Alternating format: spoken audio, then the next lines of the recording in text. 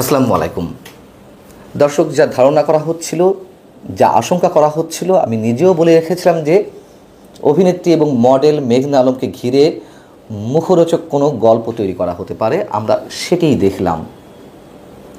আমরা আমাদের সন্দেহের তীরটি শুধু যে মেঘনা আলমের দাবি অনুযায়ী সৌদি রাষ্ট্রদূত ঈসা বিন ইউসুফের দিকেই ছুড়ব, তাকেই সন্দেহ করব, তা নয়। আমরা মেঘনা আলমকেও আমাদের সন্দেহের তালিকায় রাখতে চাই যে তিনি হয়তো ব্ল্যাকমেল করতে চেয়েছিলেন সৌদি রাষ্ট্রদূতকে। কিন্তু ঘটনা পরম্পরায় মেঘনার বিরুদ্ধে সন্দেহের জায়গাটি তৈরি করার সুযোগ কতটা রয়েছে আমাদের? খোদ আইন বিশেষজ্ঞরাই জানাচ্ছেন, দীর্ঘ 21 বছর পর, 2 দশকেরও বেশি সময় পর ডিটেনশন আইন প্রয়োগ করা হলো, তাও একজন নারীর বিরুদ্ধে। এবং একজন নারীকে সুনির্দিষ্ট অভিযোগ ছাড়াই ঘরের দরজা ভেঙে যেভাবে আটক করা হলো, তা মানবাধিকার লঙ্ঘনের সুস্পষ্ট একটি দৃষ্টান্ত স্থাপন করলো এই সরকার। ডক্টর শাহদিন মালিক সংবিধান বিশেষজ্ঞ এবং একজন সিনিয়র আইনজীবী। আমরা সবাই তাকে চিনি, জানি, সর্বজন শ্রদ্ধেয় একজন ব্যক্তিত্ব। সেই শাহদিন মালিকও, অর্থাৎ বলতে গেলে তিনি সবচেয়ে গুরুত্বপূর্ণ প্রশ্নটি উত্থাপন করেছেন। তিনি বলছেন যে যেই ক্ষমতা বলে মেঘনা আলমকে আটক করা হলো, অর্থাৎ বিশেষ ক্ষমতা আইনে নিবর্তনমূলক আটক আদেশ দেন জেলা প্রশাসক।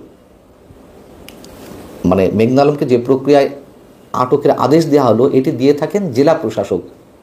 এটা আদালতের কোনো ব্যাপার না। যে কোনো ফৌজদারি মামলাতে গ্রেপ্তার করলে 24 ঘন্টার মধ্যে আদালতে হাজির করতে হয় এবং পরে আদালত নির্ধারণ করেন তাকে কোথায় পাঠাবেন। তো আদালতকে বাইপাস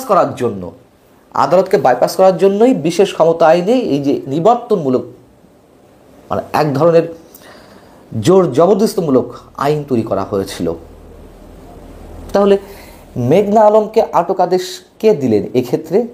আমরা তো জানি যে বুধবার রাতে, বৃহস্পতিবার রাতে তাকে আটকের আদেশ দেওয়া হয়েছে সিএমএম কোর্টের মাধ্যমে। এক্ষেত্রে জেলা প্রশাসক কোথায় আবার? তার মানে আমরা তো বুঝতে পারছি যে কোথায় কি যাওয়া খিচুড়ি পাকানো হয়েছে। আমারও কিছু প্রশ্ন আছে, প্রায় 1 ডজন প্রশ্ন, আমি পরে বলছি। তার আগে গণমাধ্যমকে ব্যবহারের মাধ্যমে যে মুখরোচক গল্প তৈরি করা হচ্ছে, এখনও পর্যন্ত আমাদের কাছে সেটি মনে হচ্ছে। ভবিষ্যতে আসলে প্রকৃত অপরাধীকে তা হয়তো জানা যাবে। কিন্তু ওই যে বললাম যে ঘটনা পরম্পরায় আমাদের সামনে যা উপস্থিত হচ্ছে, তাতে আমরা সৌদি রাষ্ট্রদূতকেই তার ক্ষমতা প্রয়োগের ক্ষেত্রে আমাদের সন্দেহটি তাকে ছাড়া আর কারোর প্রতি রাখতে পারছি না, তৈরি করতে পারছি না। তো যেমন একটি গণমাধ্যমে যেভাবে বয়ান দেয়া হচ্ছে মেঘনা সম্পর্কে, তার অংশবিশেষ আপনাদেরকে একটু করে শোনাই। এই রিপোর্টে বলা হচ্ছে, অখ্যাত এই মডেলের কাজই ছিল বিভিন্ন কূটনীতিকদের সাথে বিভিন্ন প্রোগ্রামে যোগদান করা এবং তাদের বিভিন্ন গুরুত্বপূর্ণ তথ্য সংগ্রহ করে তাকে নিয়োগকারী প্রভুদের কাছে সেই বার্তা পৌঁছে দেওয়া। মূলত দেশি বিদেশি গুরুত্বপূর্ণ ব্যক্তিদের হানি ট্র্যাপে ফেলে নানা রকম তথ্য হাতিয়ে নিতেই এই মেঘনা আলম চক্র। বিশ্বস্ত সূত্রে জানা যায়, তাকে ভারতের মদতপুষ্ট একাধিক স্থানীয় মিডিয়া এই সমস্ত ন্যাক্কারজনক কাজ করতে রীতিমতো ট্রেন আপ করত এবং এভাবেই জিম্মি করে গুরুত্বপূর্ণ কাজ বাগিয়ে নিত এই সকল মিডিয়া। বিনিময়ে তিনি পেতেন মোটা অঙ্কের টাকা এবং দেশ বিদেশে ঘুরে বেড়ানোর সুযোগ।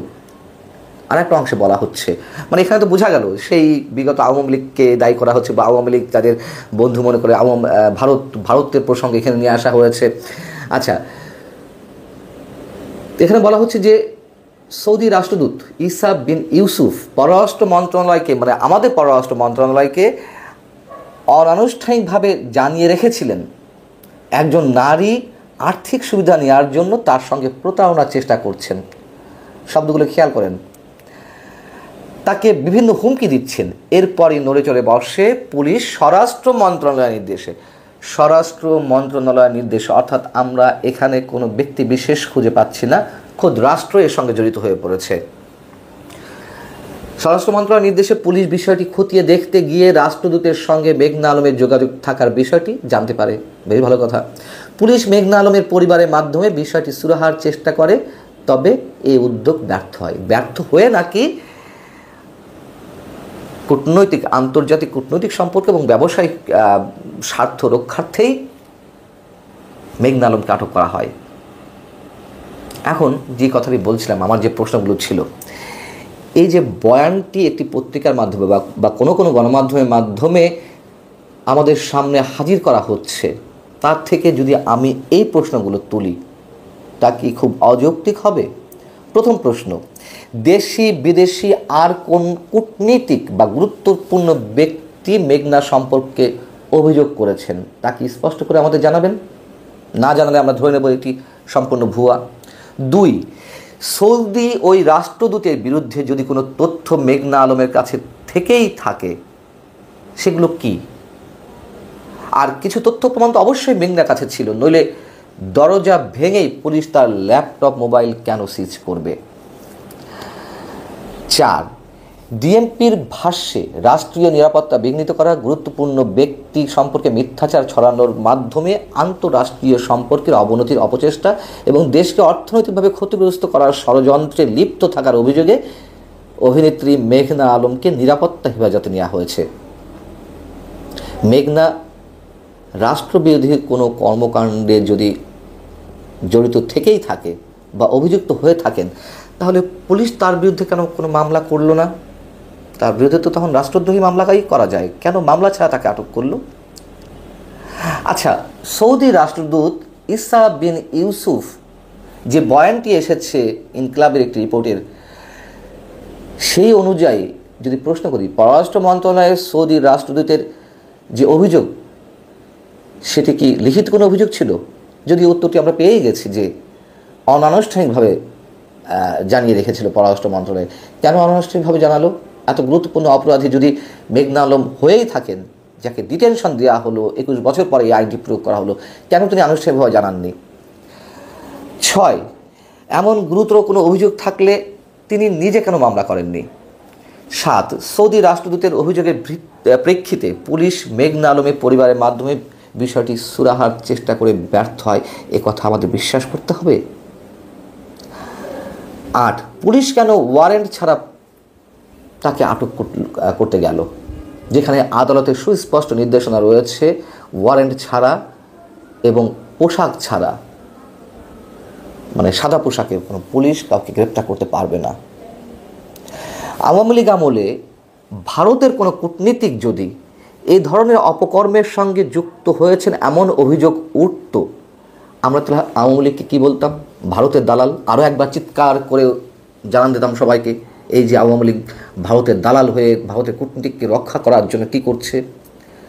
যদি মেঘনা আলমের দাবি সত্য হয়ে থাকে যে তিনি তার সঙ্গে প্রণয় ঘটিত একটি সম্পর্কে জড়িয়েছিলেন, তিনি জানতেন না যে সৌদি ওই রাষ্ট্রদূত ইসা বিন ইউসুফের আগে কোনো বিয়ে ছিল, যখন এটি জানাজানি হলো তিনি তার প্রথম স্ত্রীর কাছে বা ওই স্ত্রীর কাছে ফোন করে ক্ষমা প্রার্থনা করেছেন এবং বাগদানে যে আংটিটি, এঙ্গেজমেন্টের আংটিটি তিনি ফেরত দিয়েছেন, অর্থাৎ প্রতারণা করছিল সৌদি রাষ্ট্রদূত, তাহলে এক্ষেত্রে সৌদি রাষ্ট্রদূতকে যে সব ধরনের দায়মুক্তি দেওয়া হচ্ছে, সৌদি আরবের দালাল তাহলে কারা? 10 নম্বর প্রশ্ন, কোনো অভিযোগ ছাড়াই নিরাপত্তা দেওয়ার নাম ওঠে কিভাবে?